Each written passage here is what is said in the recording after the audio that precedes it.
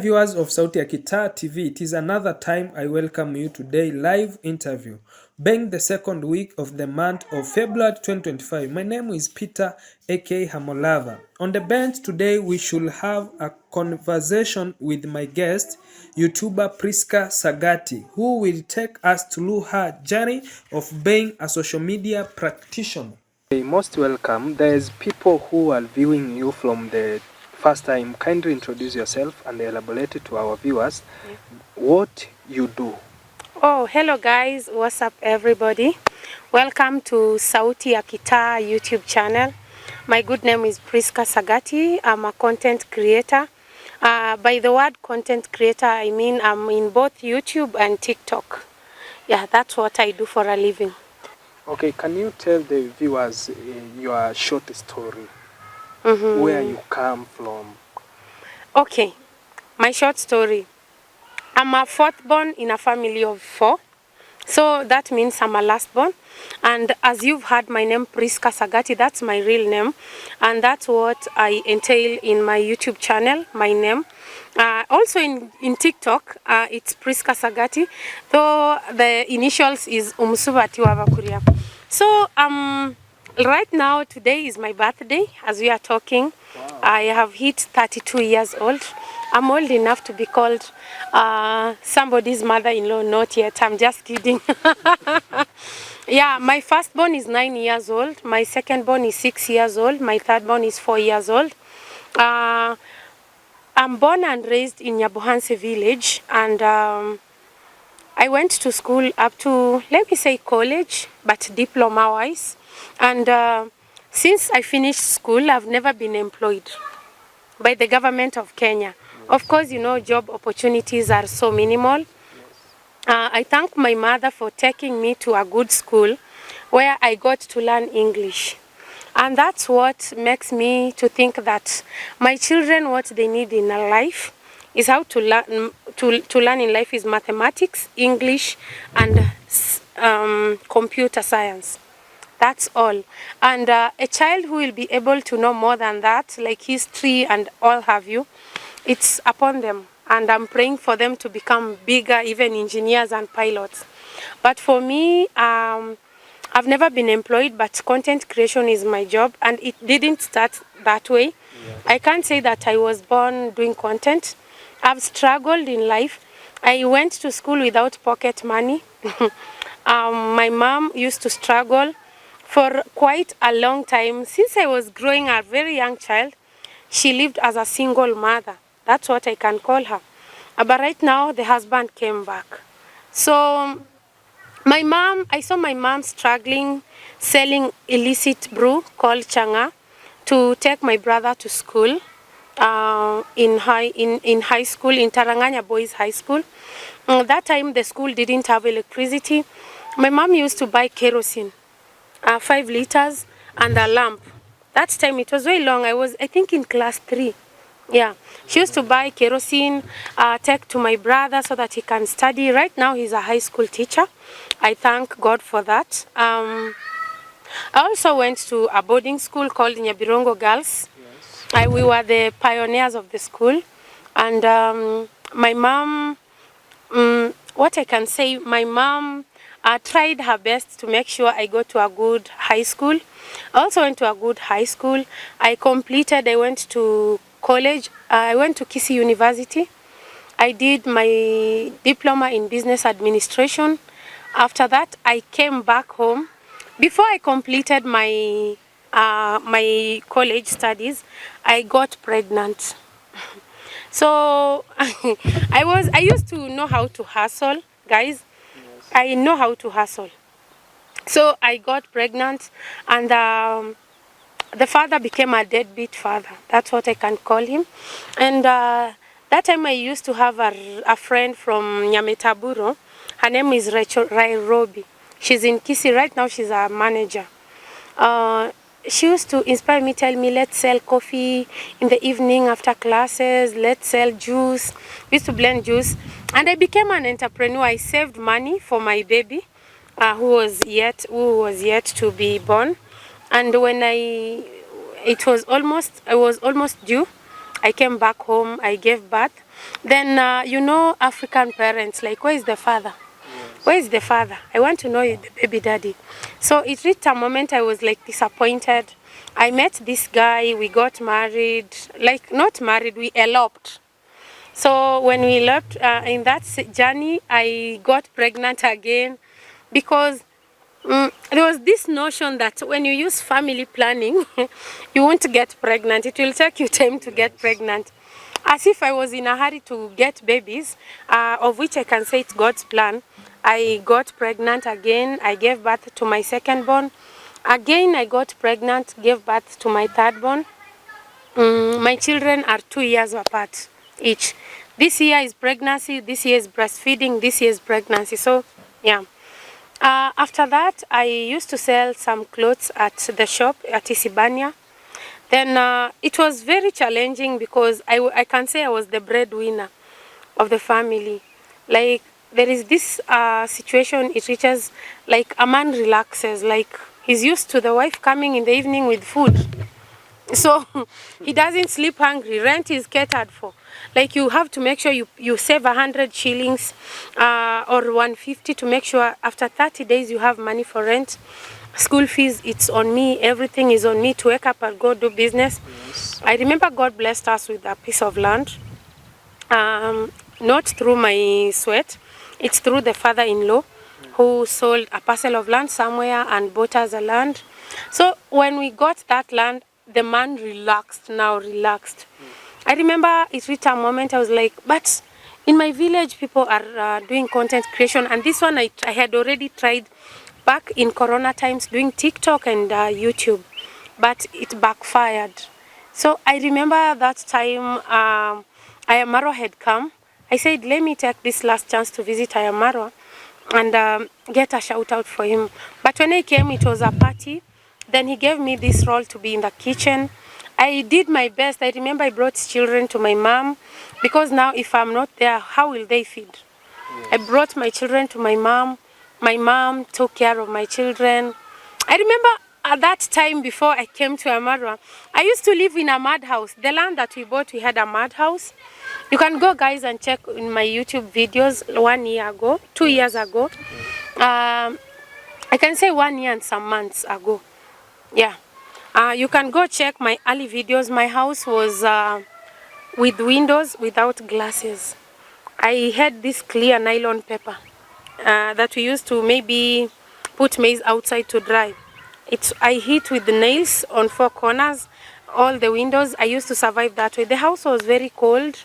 I remember my son got pneumonia, but he was treated because of the cold. But I promised myself, I knew one day YouTube could pay me, but I didn't know how. I knew one day God could work in his own ways, but I didn't know how. I remember I came to Marwa. I started working. I didn't mind what I had left behind. What I worried about was my children first, to my mom. I didn't mind that I have left a house, I have left a husband, because he's a grown-up and there is no way I can sleep hungry, and you married me and you call yourself my husband and you don't care. You can cater for yourself. In the meantime, I go look for a way of survival. So that's what I did. I started doing my videos. They didn't pick up. After the party, that's when I monetized. That was 2024 January. 2024. January. That's when I monetized. I remember there is a video I did. I didn't have a toilet. Yeah, I never used to have a toilet. We used to have a farm like this. You could dig, like use a bucket, dig, then go bury. Yeah, and I remember I talked about it. I'm this one person who I'm never ashamed to tell people my struggles.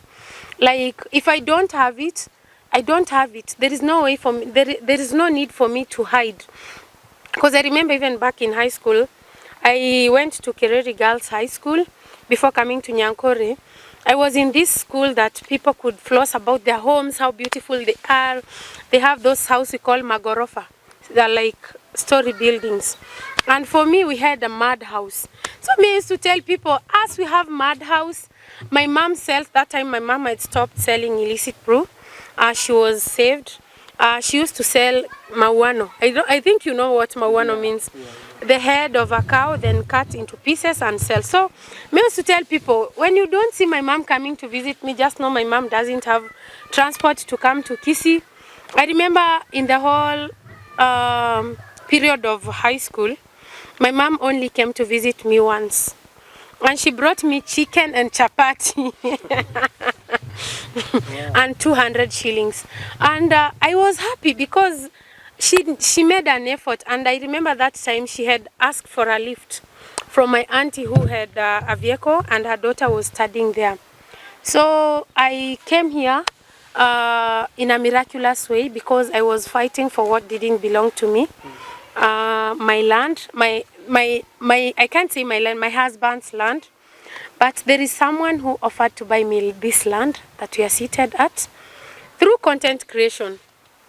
And because me, I'm never ashamed of telling people this is what I'm going through. So I just did a video, talked about it, and it was painful. But this person offered to buy me land. It's a lady from California. She bought me a 50 by 100. Then from there, the rest is history. I started building up to the lintel area. Then another family from Texas offered to do my roofing. And until now, I can say it's God's hand that is guiding me. Yeah. Okay. Did you help others to grow maybe or to get money through YouTube? Always, always, always my passion is to see, like what makes me happy is to see people around me happy. For example, if you zoom your camera, just go turn your camera the other side. There is this neighbor of mine here. This wall is built through YouTube. This neighbor of mine, the brother died. He was an army officer. Yes. And the guy came to me here. He was doing my well and my septic. Then I tried to encourage him, please do YouTube, do YouTube. So at last he accepted. I started sharing him, he started doing live, being consistent. Then there is a time he met someone through his channel, and the rest is history. He has bought 2 parcels of land. He wants to build his house, and he's a blessing to his mom. Yes. And I can say I'm the one who mentored that guy. Also, there is a widow by the name Robbie Chacha. I remember she used to call content creators. There is this behavior in our village. Sorry to say that. Yes. There are some people who make it in life in a smaller way and they like switch off, like communication with other people stop. So she told me she tried contacting some YouTubers, like she need collabos, then they declined. They pretend. Yeah. So I went to her place, we did video, explained her story, because she doesn't have a mother-in-law, she doesn't have a husband, she doesn't have a brother-in-law, she only has sisters-in-law, and they are married already. The father-in-law remarried and went to build at a separate place. So she's by herself at her home. We did that video and she's getting a lot of support. And also there is this lady who I met at Mabera. People who watch me in my channel know that story. I found her like, it was in May last year. She was being harassed, 2024. She was being harassed on her way, like on her daily routine selling peanuts.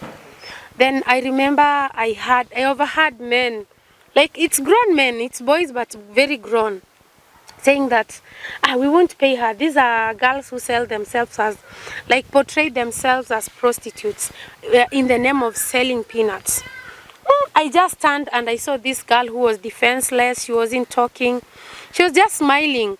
But in her eyes, you can see that pain. Like, I remember that scenario. It makes me feel bad. I saw that pain in her and I approached her. I asked her, I just called her as if I wanted to buy peanuts. I bought. Then I asked her, what's going on? She told me, I'm used to it. People abuse me, then they buy. Then I asked her, why are they saying that they won't pay you? Some do pay me, some don't, but I leave it to God. I felt bad. Yes. I thought it's a girl who is at her home. I asked her, kwenu ni wapi? Where is your home? Where do you live with your parents? She told me, no, I don't live with my parents. I'm a divorced woman. Like, I have 2 children and my husband left me because she has 1 swollen leg and 1 straight leg. She showed me her leg. I felt bad. I went confronted those guys, and at last they paid her. Because I started recording, I told them, I'll use this against you. So they felt defenseless and paid her. And I gave her my number. I gave her 200 Kenyan shillings. That's what I had at that time. I promised her one day, I'll meet you and I'll try to see if I'll change your life. So I remember one day came, I went I had 8,000 subscribers. I had promised to do a giveaway to someone, one person in the States and one person in Kenya, abroad. But I sat down and said, if I do a giveaway, yes, I can do a giveaway even of bracelets like this. And that's a lot of money to export. Because 16 things, these 16, you export them with 5,000 Kenyan shillings. Yes. These bracelets. So I just said, no, let me go back and look for that girl. Because I had 3,000 Kenyan shillings, I wanted to do Christmas giveaway. It was on 23rd. I just sent someone to look for her, and finally this person got her. And they came back to me. We did the shopping. I took also maize apart from the shopping. I think it was 5 gorogoros. I took to it was like, let's say 15 kgs of maize. Then I took to her.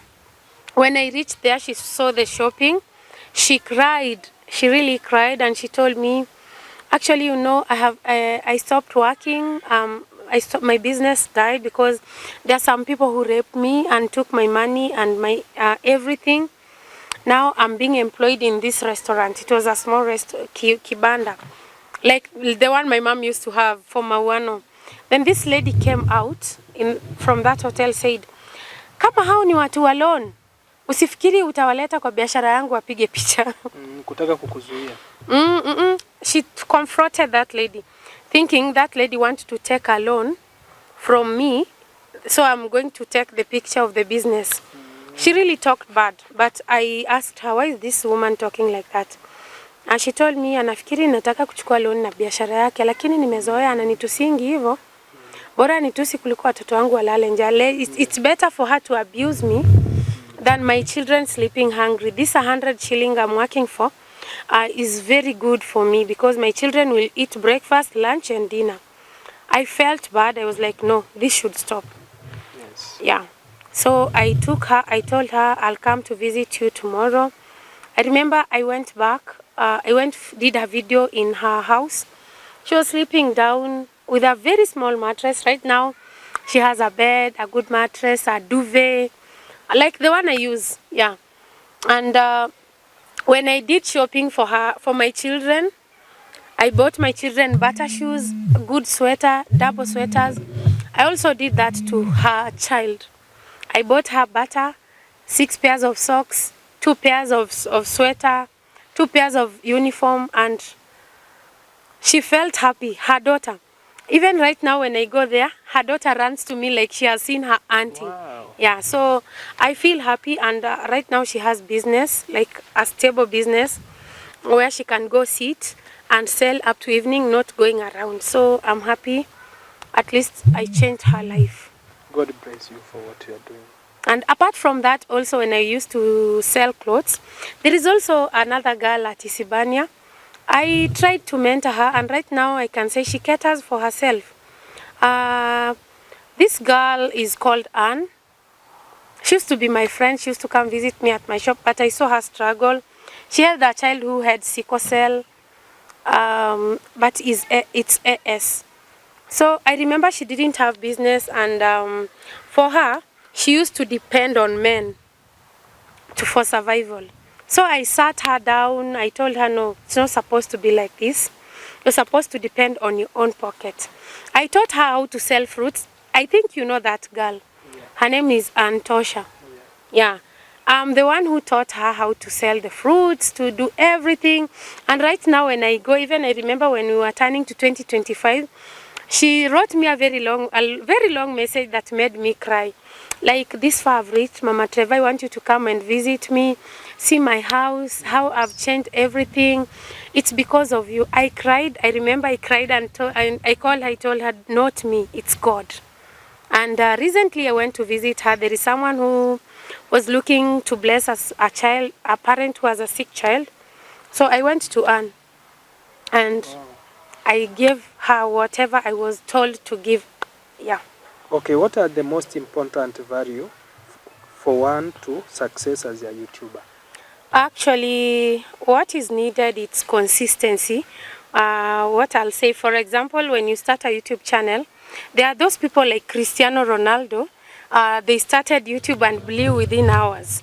But for us here in the village, you have to be consistent, you have to be patient, and you have to be persistent. Like you persist in whatever you do, and make sure you upload a video. For example, me starting, I started my channel. I used to have 50 views, 40 views, 30. When I went higher, it was 300. But trust the process and be consistent. Keep pushing. Yeah. Until the far you have reached, Yeah. is there any substantial support you have received from others through your determination? Oh, the first support that I ever received on content creation was being given that shout out, like the audience by I Am Marwa. Shout out to I Am Marwa. He's also a content creator. He has really supported us here in the village. That's the first support I got. The next support that I got is support from like my children.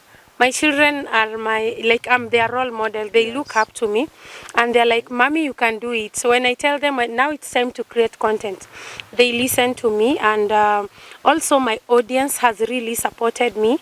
Like I have good interaction with my audience, and they really help a lot. Till where I am, it's my audience, because without them coming to watch your videos, like for example right now, what's giving you the inspiration to do the video, it's because you know there is somebody who will come to watch. Yes. But if you do a video like for a whole month daily, you get 0 views, or you only get your views, you'll feel like there is no need to keep continuing. Yes. Yeah, but I thank my audience a lot. Okay, another question is, owing to the benefit you have gained from working with your YouTube, to some extent you can be viewed as a stable and hardworking woman.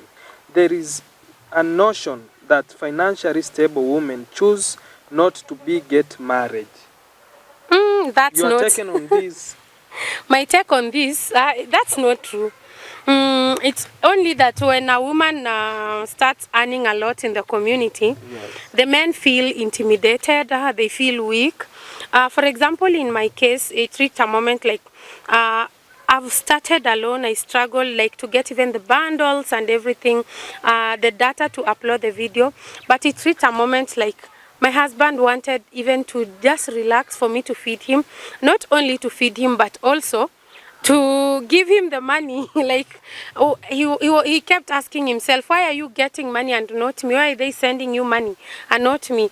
And he forgot that the money that I'm getting, it's our money, not my money, because the development I'm doing is his development. But he reached a moment he was like, no, he thought I'm going to grab him his land, and he felt like